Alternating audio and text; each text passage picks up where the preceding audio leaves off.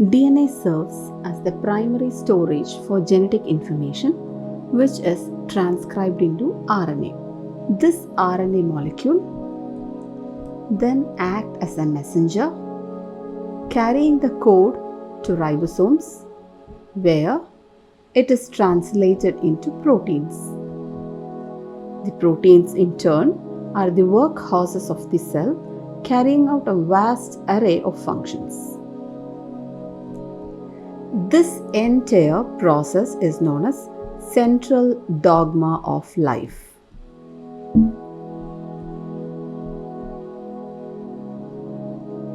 Thus, the DNA, which is transcribed for the production of a particular protein, is called a gene.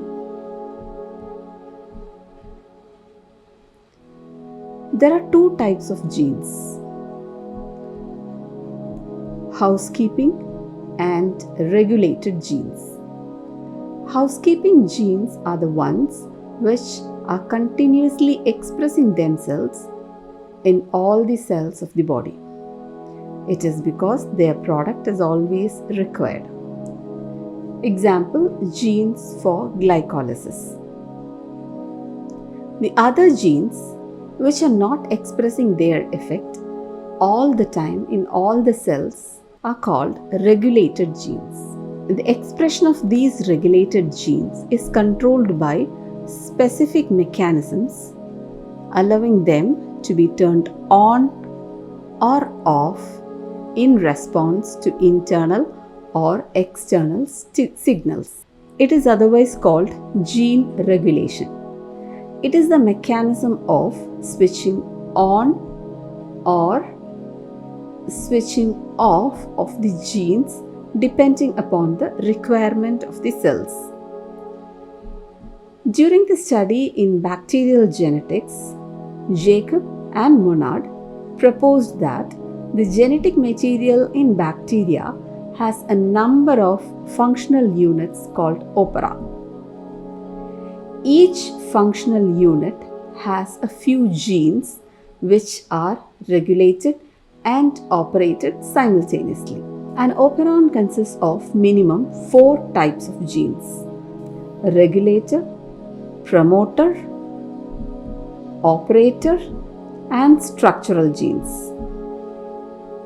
In operon, structural genes are mostly polycistronic, that is, they have one or more structural genes. Let us discuss about one such operon system which is observed in E. coli named Lac Operon or lactose operon.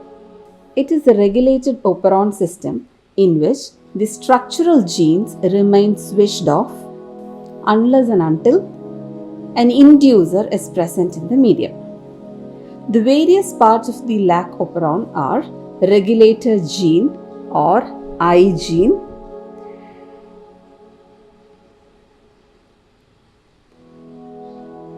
it produces a biochemical called repressor, the repressor protein. A promoter gene, which is a recognition site for the RNA polymerase. An operator gene. This gene controls the expression of opera. It is normally switched off due to the binding of repressor over it.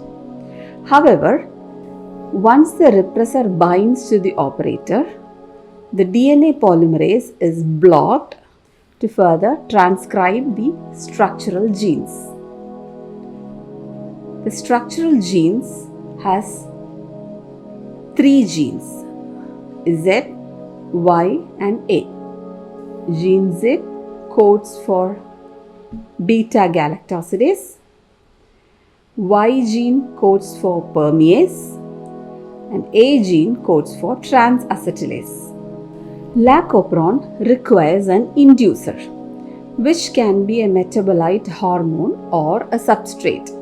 The inducer here is lactose. In the absence of lactose, the repressor protein translates and binds to the operator gene.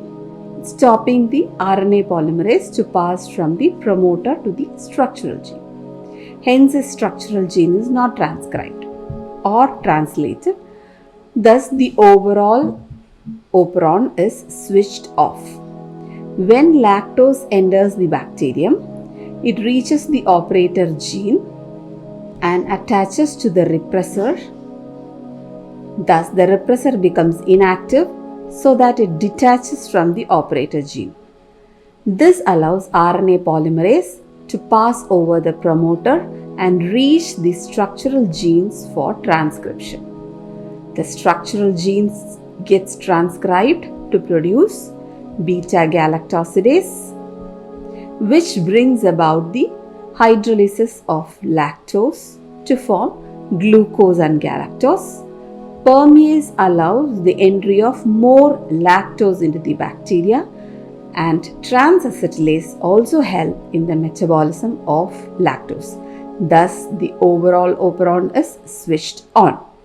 Transcription of the Lac Operon normally occurs only when lactose is available for it to digest. Presumably, this avoids wasting energy in the synthesis of enzymes for which no substrate is present.